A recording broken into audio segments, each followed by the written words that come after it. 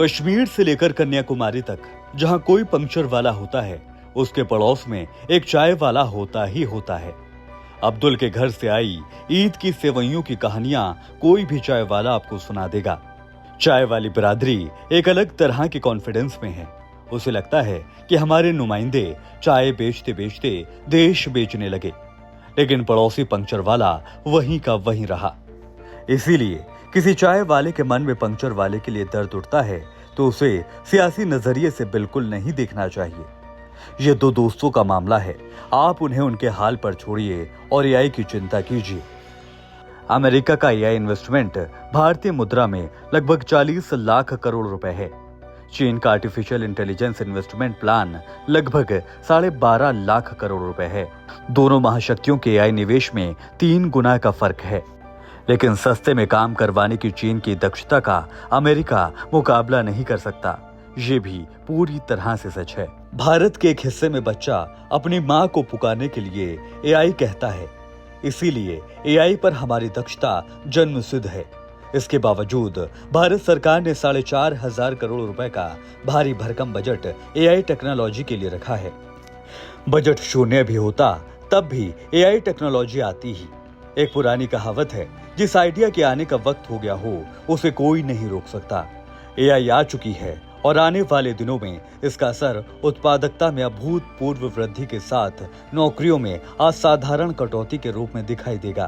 किन लोगों की नौकरियां जाएंगी? हर इंडस्ट्री में निचले स्तर पर बहुत बड़ी तादाद में ऐसे लोग होते हैं जो बॉस के कहने पर इंटरनेट से रिसर्च करके रिपोर्ट बनाकर शाम तक हवाले कर देते हैं और खुशी खुशी ड्यूटी पूरी करके घर चले जाते हैं। फोन कॉल पर अपॉइंटमेंट फिक्स करना, अपने प्रोडक्ट के बारे में मोटे तौर पर क्लाइंट को जानकारी देना, यानी प्राथमिकता स्तर पर कम दक्षता वाले कामों से जुड़ी जो नौकरियां हैं वो देखते देखते हवा हो जाएंगी। हर कंपनी में 2-4 ऐसे विभाग होते हैं जिनके कोई ठोस उत्पादकता नहीं होती, सिर्फ ज्ञान देकर उनका काम चल जाता है। रटे रटाए जुमलों से काम चलाने वाले मैनेजरों की एक प्रजाति होती है, समथिंग लाइक दैट से आगे क्या, जिसे पता नहीं वो खतरे में है। लौटते हैं पंक्चर वाले की दुकान पर। हाथ का हुनर पश्चिमी दुनिया में बेहद महंगा है। एआई उत्पादकता बढ़ाएगा और हाथ के जिस हुनर को तत्काल रिप्लेस नहीं कर पाएगा उस सेक्टर को कोई खतरा नहीं है, बल्कि हाथ का हुनर और महंगा हो सकता है। अब्दुल पंक्चर वाले की दुकान वैसी ही चलती रहेगी। साहब के दोस्त मस्क का ह्यूमैनाइटेड रोबो अब 10 साल में हर काम के लिए आ भी गया तो पंक्चर इंडस्ट्री में इतनी जल्दी नहीं घुस पाएगा। लेकिन चाय के कियोस्क पर मशीनें लग सकती हैं। बड़ी आसानी से आपको ऑटोमेशन के जरिए मनपसंद फ्लेवर की चाय मिल सकती है।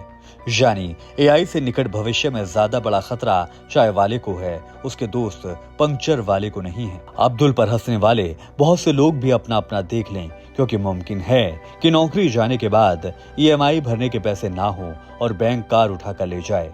जब कार ही नहीं होगी तो पंक्चर वाले से क्या काम।